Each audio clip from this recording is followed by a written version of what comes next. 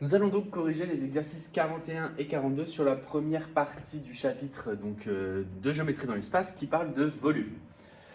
Donc, l'exercice 41 est un exercice vraiment simple puisqu'il est constitué d'une seule figure qui est une pyramide à base rectangulaire. Nous rappelons que pour calculer le volume d'une pyramide, il faut reconnaître déjà la base. Donc la base ici, elle est rectangulaire et il faut être capable de calculer l'aire de la base. Donc je vais faire quand même un petit rappel qu'il faudrait soit noter dans le cahier de cours ou soit noter dans un endroit des aires à connaître. Donc les aires à connaître,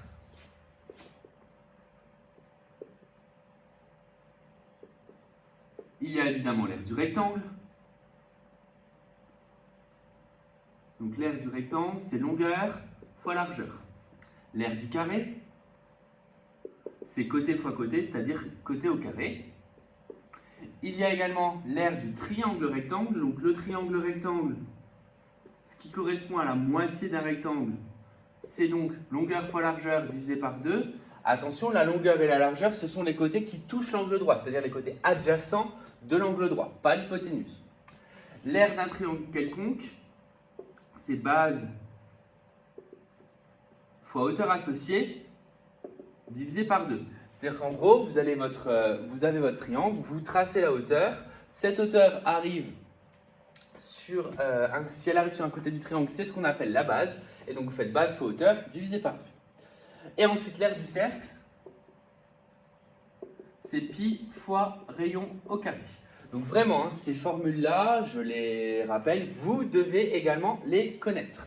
Donc pour l'exercice 41, ici, vous allez du coup devoir calculer l'aire de la base, multiplier cette fois-ci par la hauteur de la pyramide et diviser par 3. Donc exercice 41,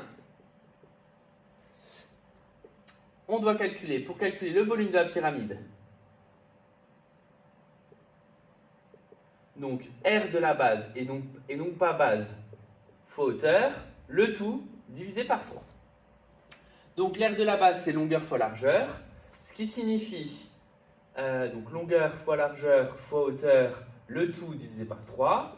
Donc ça fait 6 fois 4 fois 5, le tout divisé par 3, ce qui va donc donner 40 cm3. Donc ça, c'était pour l'exercice 41, une simple application de formule. Pour le 42, on attaque déjà un peu plus les exercices un peu plus complexes, puisque vous allez devoir calculer le volume d'une maison. Pour ça, elle est composée de deux choses. Elle est composée de l'espace habitable et du toit. L'espace habitable, c'est un pavé droit, dont on connaît les dimensions, qui a une base carrée, donc ça sera important à retenir, et la hauteur du toit, ici. Donc, le toit qui est sous forme d'une pyramide. Donc on va devoir du coup additionner le volume donc, du toit plus le volume de l'espace habitable. Donc je vais juste renoter sur les figures ce que je connais. Donc la base est un carré, ça veut dire qu'ici ça fait également 9 mètres. Ensuite, c'est un cube même. Donc ça veut dire que là également c'est 9 mètres. Donc c'est... En plus d'être un pavé droit, je viens de lire seulement dans l'énoncé, c'est un cube, ce qui signifie que pour calculer l'exercice 42, le volume de la maison, on va calculer le volume du cube plus le volume du toit. Le volume du cube, c'est côté fois côté fois côté, et le volume du toit, c'est le volume d'une pyramide à base carrée. Donc le volume d'une pyramide à base carrée, c'est côté fois côté pour l'aire de la base, fois hauteur, le tout divisé par 3. On va donc remplacer numériquement, ça va donner 9 au cube, donc 9 fois 9 fois 9, plus 9 fois 9 pour l'aire de la base de la pyramide, fois 4 pour la hauteur de la pyramide, le tout divisé par 3. Donc 9 fois 9 fois 9, 81 fois 9, plus ce calcul, ça va donner...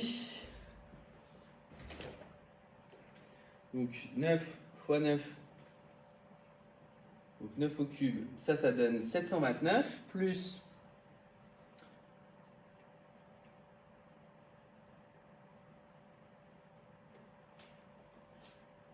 Donc 729 plus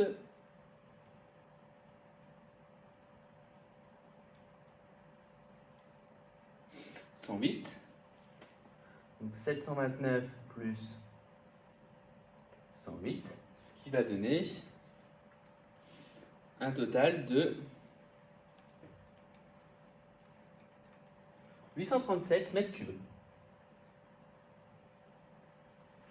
Donc 837 mètres cubes, ça c'est le volume de cette maison. Alors on pourrait se poser la question, la contenance en litres.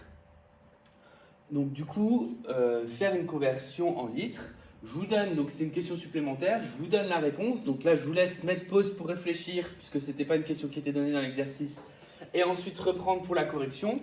Donc je vous rappelle qu'en termes de conversion, le tableau c'est le suivant.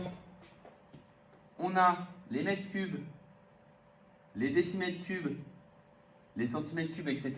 Et qu'on a 3 chiffres par case, étant donné que c'est un calcul de volume. Donc, on commence par placer le chiffre des unités, c'est le 7, 837. Et il faut savoir aussi placer les litres. Les litres, 1 litre, ça c'est vraiment une donnée très importante à savoir, c'est 1 décimètre cube, c'est-à-dire c'est l'unité des décimètres cubes. Donc si je veux convertir ça en litres, ça me donne donc 837 000 litres. Donc ce qui vaut 837 000 décimètres cubes, c'est-à-dire litres. Donc à l'intérieur de cette maison, on peut mettre beaucoup de litres.